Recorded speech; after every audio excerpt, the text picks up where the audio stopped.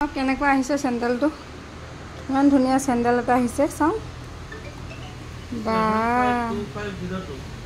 কিমান লৈছে এযোৰ এতিয়া তোমাৰ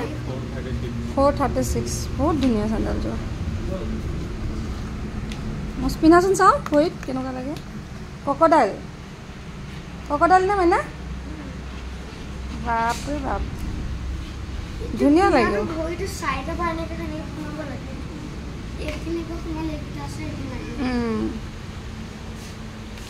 একদম ককডাইলৰ নিচিনাই লাগিব পিন্ধাৰ পিছত